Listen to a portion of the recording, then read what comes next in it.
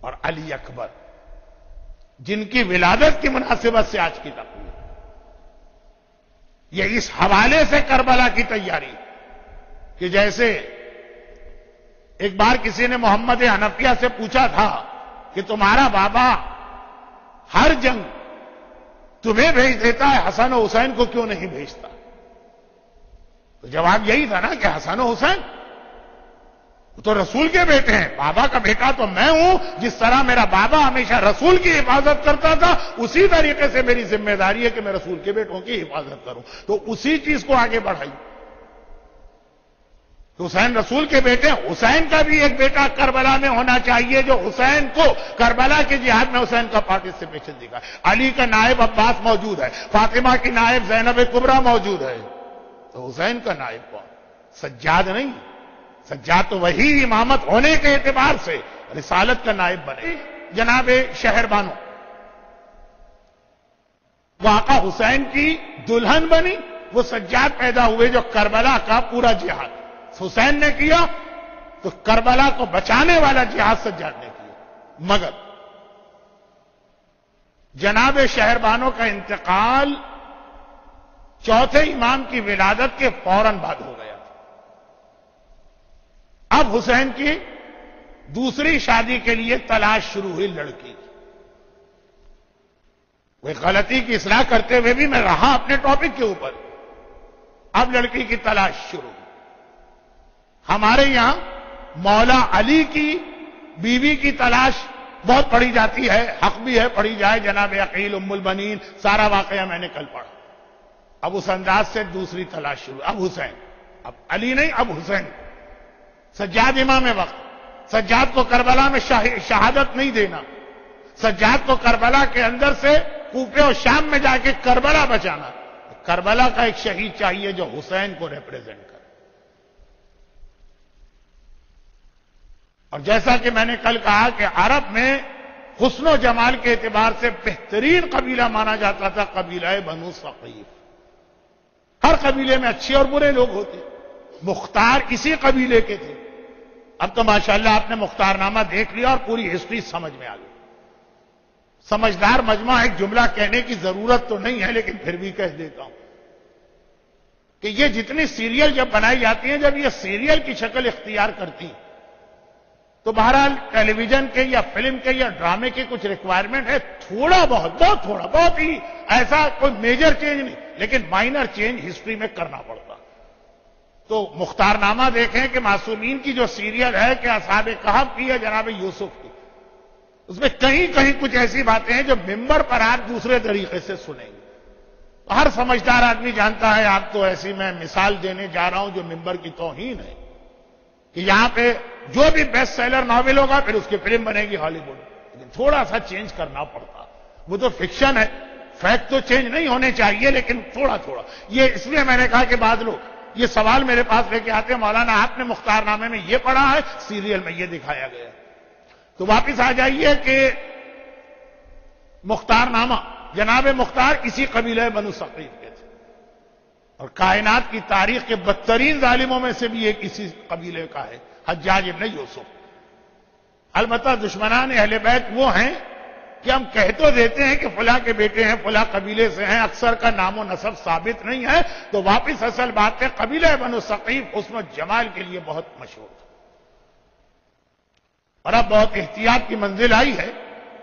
ابو سفیان اسلام کا کتنا بڑا دشمن، میں تو عرب دنیا میں بہت جاتا رہتا ہوں، تو غیر شیعہ عرب بھی کہتے ہیں کہ مولانا، وخیر وہ لفظ مولانا تو نہیں کہتے، کہ یہ معاویہ اور ابو سفیان اگر اسلام میں نہ ہوتے نا تو کتنا اچھا ہوتا اسلام۔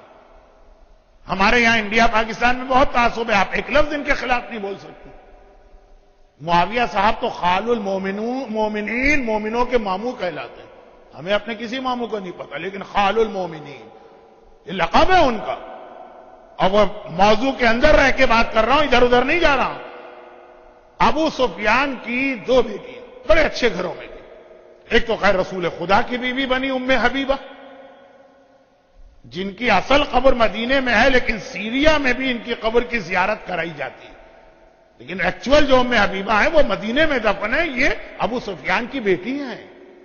معاویہ کی بہن ہے یہ رسول، اور ایک ان کی بیٹی ابو سفیان صاحب کی قبیلہ بنو ثقیف کے سردار کے یہاں گئی، جس کے نتیجے میں ام لیلہ پیدا ہو۔ تو ام لیلہ کے نانا بنتے ہیں ابو سفیان، اور ام لیلہ کے ماموں بنتے ہیں معاویہ، اور ام لیلہ کا فرسٹ کزن بنتا ہے یزید، اور رسول خدا بھی ام لیلہ کے سگے خالو بنتے ہیں۔ اب یہ ام لیلہ جب جوان ہوئی، پورا قبیلہ حسن و جمال میں مشہور، ام لیلہ کا حسن تو واقعاً ایک ضرب المثل بن گیا۔ آقا حسین کا رشتہ گیا، اور جو کل ام البنین جیسی کیفیت تھی ویسی تاریخ میں نہیں ہے، لیکن دل کہتا ہے ویسی ہی کیفیت تھی۔ اور یہ ام البنین، یہ ام لیلہ قبیلہ بنو ثقیف کے سردار کی بیٹی، یہ رخصت ہو کے شہر مدینہ آتی۔ مولا متقیان کی شہادت ہو چکی تھی، اور پورا خاندان اہل بیت کوفے سے واپس مدینہ شفٹ ہو چکا۔ چوتھے امام دادا کے زمانے میں پیدا ہوئے تھے۔ خود علی نے کان میں اذان اور اقامت دی، نام نہیں رکھا تھا، نہ اپنے بیٹوں کے نام علی نے رکھے، نہ بیٹوں کے بیٹوں کے نام رکھے۔ آقا حسین نے نام رکھا۔ کل نام کے حوالے سے ایک بات آئی تھی، تو وہی اصول آگے بڑھتا۔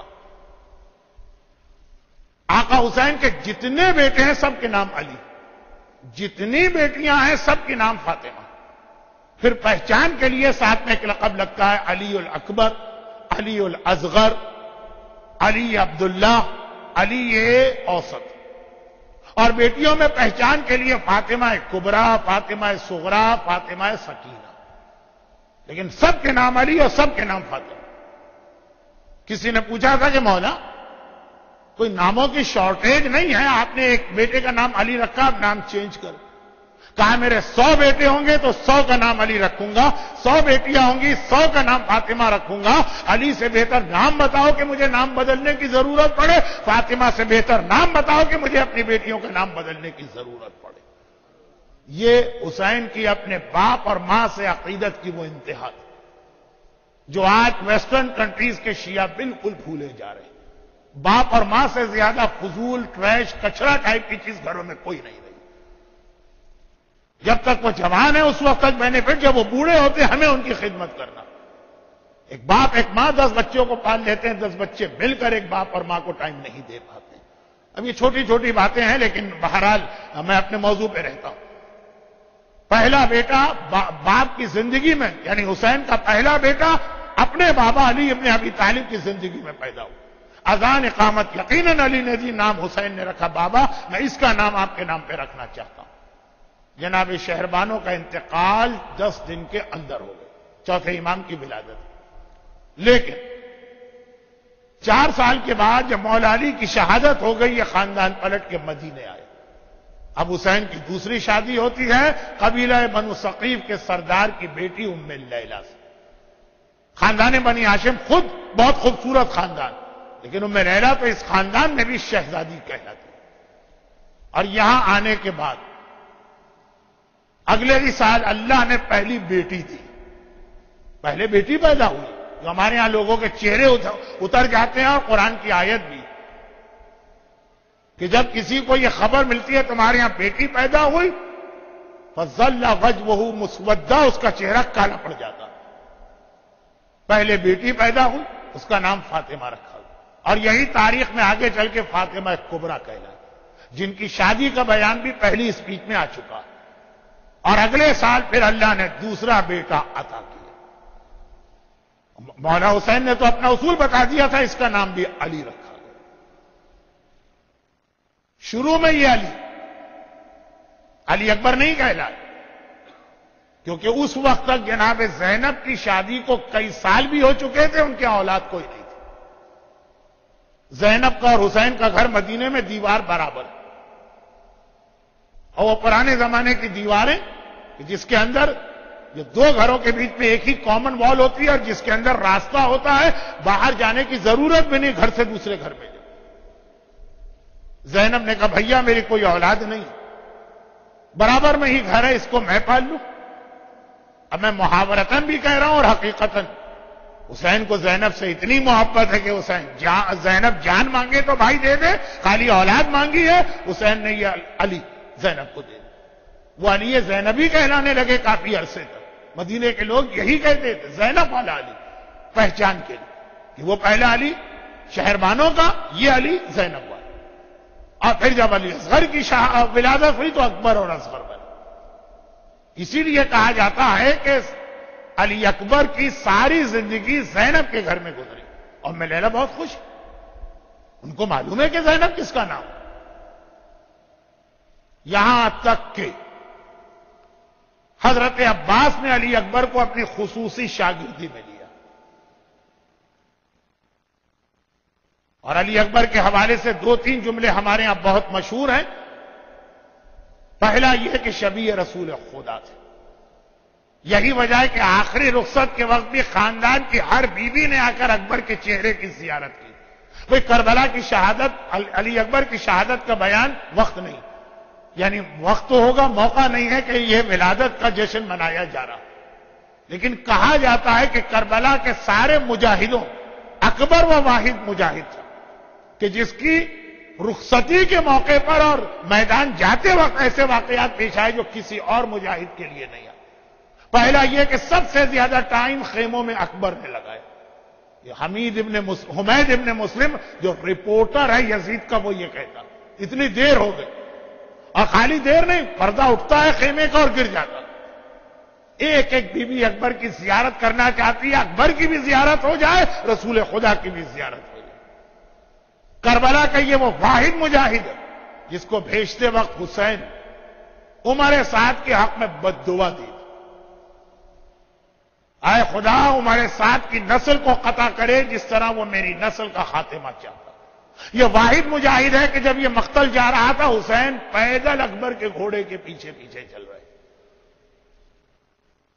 لیکن جس طرح سے زینب نے اکبر کو پالا کربلا میں، یہ سب سے مشکل وقت، علی اکبر عباس کے شاگرد بنے، عباس نے اکبر کو تلوار چلانا سکھائی، عباس نے سارے کے سارے میدان جنگ کے فنون اکبر کو سکھائے تھے، اور اکبر تھا بھی ایسا، ایک تو 18 سال کا جوان، پھر ہاشمی شہزادہ، پھر حسین اور لیلا کے حسن کا مجموعہ، اور پھر شبیہ رسول خدا۔ ہم نہیں، عام مسلمان نہیں، غیر اکبر کا چہرہ دیکھ کے خون کے آنسو روتے۔ میں مصائب کی منزل پہ جانا نہیں چاہتا، لیکن کیا کر بیان میں یہ کتنی مشہور روایت مقتل میں کہ جب سیدانیوں کا لٹا قافلہ حلب کے ذریعے سے شام میں انٹر ہوا تو یزید نے راستے کے ہر شہر کے لیے اناؤنسمنٹ کیا تھا جب یہ قافلہ ہے سیلیبریشن منانا، ہماری وکٹری۔ چنانچہ مسلمان کافر جتنے لوگ بھی رہنے والے سب سیلیبریشن مناتے۔ حلب کے اطراف میں عیسائی بہت رہتے، پورے شہر عیسائیوں کے۔ چنانچہ ایسے ہی شہر میں داخل ہوا یہ قافلہ، پورا 100% عیسائی شہر۔ ان کو کیا غرض کون مارا گیا اور کون جیتا، حاکم کا حکم ہے گھروں سے نکل کے مرد آ گئے، عورتیں گھر کی چھت پہ بیٹھ کے تماشا دیکھ رہے۔ نو کے نیزہ پہ اکبر کا کٹا سر نظر آیا تو وہ عیسائی عورتیں کہتی ہیں اللہ کرے جوان کی ماں مر چکی، اور لیلا نے چونک کے سر اٹھایا کہ تم اس کی ماں کو بددعا کیوں دے رہی؟ کہا بددعا نہیں دے رہے، ہم سوچ رہے ہیں ہم غیر، ہمارا کوئی نہ خونی رشتہ، نہ کوئی دینی رشتہ، نہ کوئی علاقائی رشتہ ہے، ہم سے یہ 18 سال کے جوان کا کٹا سر نہیں دیکھا جا رہا۔ اتنا خوبصورت ماں نے یہ منظر دیکھا ہوگا تو کیسے زندہ رہی ہوگی، اور کون جا کے بتائے اس عیسائی عورت کو، اور کون بتائے آج کی بعض مومنہ عورتوں کو۔ ام لیلا اس کا نام ہے کہ جب اکبر کا لاشا آیا تو بیویاں تو ماتم کرنے لگی، لیلا شکر کے سجدے میں اس طرح گری کہ 1000 مرتبہ سجدے میں کہا شکرن للہ، جس کا کٹا سر غیروں سے نہ دیکھا جائے، ماں اس پہ شکرانے کا سجدہ کرے کہ دین خدا کے لیے میری کمائی کام آئے۔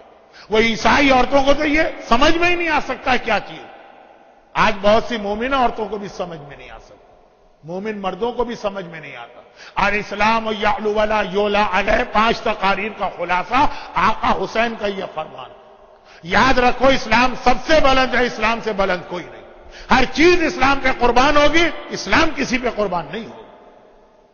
ہم تو معمولی باتوں پہ کمپرومائز کر کے اسلام قربان کر دیتے. ہمارے یہاں شادی کی تقریب ہوتی ہے, اسلام قربان ہو جاتا. اور ایک ہی تو خوشی ملی ہے بچیوں کو. ہمارے یہاں ایک برتھ ڈے کا فنکشن ہوتا ہے, اسلام قربان ہو جاتا. ہمیں جاب ملتا ہے, یہ حلال ہے کہ حرام, اس کی پرواہ نہیں ہوتی, کمپرومائز. فلاں دوست اور ساتھی, یہ عجیب نیچر. 4 دوست بیٹھے ہوئے ہیں, ایک نمازی ہے, نماز کا وقت آیا, کہتا ہے 5 منٹ ٹھہرو نماز پڑھ کے آتا ہوں. اور ایک فلم دیکھنے کا عادی ہے, کہتا ہے بہت اچھی فلم لگی ہے, چلو ہم سب مل کے دیکھتے ہیں. گناہگار تو گناہ میں سب کو لے کے جاتا ہے, نیکوکار اگر عبادت بھی کرتا ہے تو اتنا شرمایا عبادت کرتا ہے. کمپرومائز. دوست برا نہ مان جائے, رشتہ دار تعلقات نہ ختم ہو جائے. بھئی وہ فلاں یہ شخص, یہ تو یعنی یہ کوئی خاص بات نہیں ہے, یہ تو ایک بہت ہی جرنلائز قسم کا اب ماحول بن گیا. ہم نے کہا بھئی آپ اپنی حد تک اتنی کوشش کریں, آپ فلاں شادی میں گئے کیسے؟ آپ خود دیکھ رہے ہیں کہ وہاں ہر حرام ہو رہا. مولانا کیا کرے, بہن کی بیٹی کی شادی, ناراض ہو جائے گی بہن. الاسلام یاد, میں وہ جملہ نہیں کہہ رہا ہوں جو بہت کامن ہو گیا کہ بہن ناراض ہوگی, اللہ کی ناراضگی کی پرواہ نہیں. میں آقا حسین کا جملہ کہتا ہوں. اسلام سب سے بلند ہے. ساری دوستیاں, ساری رشتہ داریاں, سارے کمپرومائز, سارے فائدے قربان ہوں گے اسلام پر. ولا یعلا علیہ, اسلام کسی پہ قربان نہیں. جس اسلام پہ اکبر قربان ہو جائے, جسے دیکھ کے دشمن بھی ایک مرتبہ رو دے, کیا یہ اکبر کی ولادت سے شہادت تک کے 18 سال یہ بتانے کے لیے کافی نہیں کہ پریکٹیکل لائف میں اکبر کی سیرت ہمیں کیا پیغام دے رہی؟ ارے جملہ آخری کہہ دوں, باتیں بہت ساری ہیں لیکن چونکہ ابھی ہم کو دوبارہ آنا, سب کو نہیں, چند لوگوں کو, لیکن آنا تو ہے نا, تو اس لیے میں اپنی بات کو اختتام پہ لاتا ہوں. عبد الرزاق المقرب, عراق کے بہت بڑے خطیب, ان کی بہت ہی مشہور کتاب ہے مقتل الحسین. یعنی روایت تو بہت پرانی ہے, لیکن چونکہ آج کل ذرا سا 21 سینچری کا زمانہ ہے نا, کربلا کی ساری روایتوں پہ بھی بڑی ریسرچ کر رہے ہیں کچھ ہمارے ریسرچ اسکالرز. یہ غلط ہے, وہ ضعیف ہے, وہ جھوٹی ہے, وہ رونے کے لیے بنائی گئی, وہ بزرگوں کے غلط نظریات تھے. پوری دنیا میں اگر ان کو کوئی ڈسکشن کا ٹاپک یا ریسرچ کا ٹاپک ملا, باقی سارے مسئلے حل ہو گئے, میں کربلا ہی رہ گیا. تو اس لیے میں ان کتابوں کے ریفرنس بھی دیتا ہوں جو بہت ہی ریسرچ کے بعد 21 سینچری میں لکھی گئی. ورنہ مجھے تو ضرورت نہیں, میں ہمیشہ پرانی کتابوں کے حوالے دیتا ہوں. اور وہ یہ کہ ساری زندگی زینب نے اکبر کو پالا ہے. اکبر مقتل میں جاتے ہوئے زینب سے کیسے اجازت ہے؟ جو محبت ہے زینب کو پتا ہے اکبر کہ میرا چہرہ دیکھ دیکھ کے میری پھوپھی جیتی. بڑے عجیب طریقے سے ایک جملہ کہا اور اس ہستی کا نام آ گیا کہ یہ ساری ولادتوں کی مبارکباد تو ہم انہی کو دیں گے. لیکن وہاں تک جانے کے لیے بس یہ آخری دن زینب کے خیمے میں آئے. کیسے بتائیں پھوپھی اماں مجھے جانا. 18 سال کا جوان قربان کرنا آسان نہیں. سن لینا پھر بھی آسان ہے. گود میں سر رکھ کے لیٹ گیا کہ آپ پھوپھی اماں, آپ کو پتا ہے کہ جب سے میں نے ہوش سنبھالا ہر مسئلہ آپ سے پوچھا. آج مجھے ایک مسئلہ پیش آ گیا, بابا سے نہیں آپ سے پوچھا ہے, آج بتائیں گے. دوسری تقریر میں جناب زینب کبریٰ کے علم کا تذکرہ ہو چکا ہے. وہ ہمیں عقیدے سے پتا ہے کہ حسین امام ہے, زینب امام نہیں. ورنہ علم ایسا ہے کہ علم امامت و نبوت کی سرحدوں میں داخل ہوتا. آپ سے پوچھا, آج بھی آپ سے پوچھنا. زینب نے کہا بیٹا اول تو یہ مسئلہ پوچھنے کا وقت نہیں, اور پھر جا کے بابا سے پوچھو. کہا کہ نہیں, یہی وقت ہے مسئلہ پوچھنے کا. اچھا بتاؤ کیا مسئلہ؟ کہا اتنا بتا دیجئے آپ کا رتبہ زیادہ ہے یا میری دادی فاطمہ زہرا کا رتبہ زیادہ؟ اکبر کی دادی کا نام ہے فاطمہ. گھبرا گئی زینب, ماں کا نام سنا زینب پریشان ہو گئی, بے چین ہو کے زمین سے کھڑی ہو گئی. اکبر تو بڑا سمجھدار ہے, یہ کیا سوال کر رہی؟ کہاں شہزادی زینب, کہاں ان کی کنیز, میں ان کی کنیزوں کے برابر ہوں, تیری دادی کا رتبہ کوئی بتا نہیں سکتا. تو تو کہا کہ اگر دادی کا رتبہ آپ سے زیادہ ہے تو ایک کام کرے، آج دادی کے بیٹے پر اپنے بیٹے کو قربان کر دے۔ زینب نے کہا اکبر کسی اور طرح اگر مجھے پتا چلتا میرا اکبر مقتل جا رہا تو خدا معلوم پھوپھی پہ کیا، زینب پہ کیا گزرتی۔ قربانی اور شہادت اپنی جگہ، لیکن جو فطرت ہے، جو جذبات ہیں، وہ تو اپنی جگہ۔ کہا کسی اور طرح پتا چلتا، لیکن تو نے اس طرح سے اپنی دادی کا تذکرہ کر دیا کہ اب زینب خوشی کے ساتھ کہتی ہے جا، میں نے اپنی ماں فاطمہ زہرا کے لال پہ اپنے لال کو قربان کر دوں۔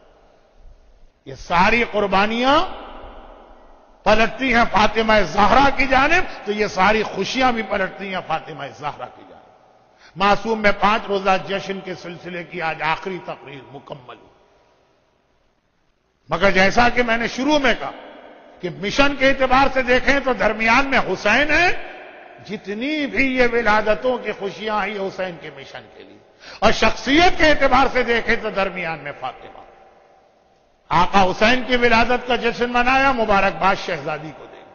ثانیہ زہرا زینب کبریٰ کی ولادت کا جشن منایا، مبارکباد ثانیہ فاطمہ کو دیں۔